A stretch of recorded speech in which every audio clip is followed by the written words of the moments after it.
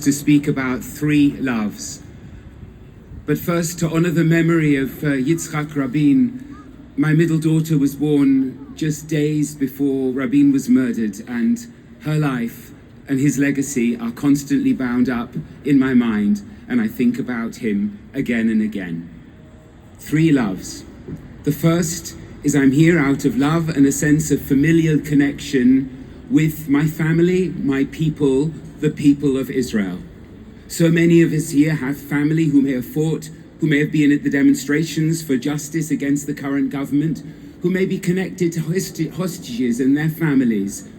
This is my family, my people. I care about it. Although I live here, I spend what time I can in Israel because of a deep sense of comradeship through thick and thin and whatever. The second love is the love of Torah. We as a people have depended on the vitality with which we've lived Torah and surrounded Torah through nearly 3 millennia. It's a Torah which teaches in its opening words that every human being is created in God's image. Not some, all. Not just Jews, everyone.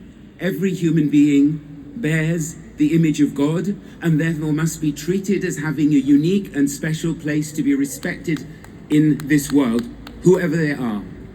It's a Torah which says, Lo tasi gvul re'echa. Don't move or change or destroy the borders with your neighbor. I had a note from al-Khair just this morning from Tariq, whose brother was murdered. I saw the blood of his brother Aude on the ground there, and he said, you must speak out. We are people who love peace. We have been here. We have demolition order after demolition order. The Torah I love says, respect what belongs to your neighbor. And the Torah I love says, tzedek tzedek tirdov. Not just pursue righteousness, because there are plenty of institutions that purport to stand for righteousness but don't. The Torah says, pursue righteousness in a righteous, just, transparent, and fair manner. The love of my people, the love of Torah. I can't quite call it the love of Jewish history. It's a deep respect for Jewish history. I'm the child of refugees. On both sides, my family fled. On both sides, my family lost members to the Nazis. So that the words never again, which have become such a slogan of Jewish life and Israeli political life, don't just mean never us again. Let us have the upper hand and let someone else be the victim. Never again means let nobody ever again, whoever they are, suffer wrong at the hands of brute power.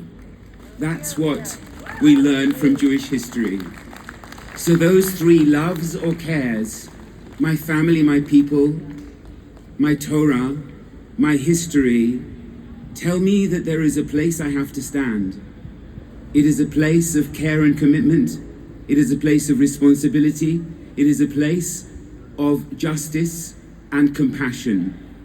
That's the territory I want us to occupy. And it's a difficult time to do so, because we're not living in a world, never mind the Middle East, all around the world, where truth is respected, but where the strongest narrative you can muster is respected. Well, I've said mine, and will stand up for it. And we're not living in a world which seems to have compassion for those who have the least power. We seem to be living increasingly a world which says, if you're the victim of my bullying, well, tough you.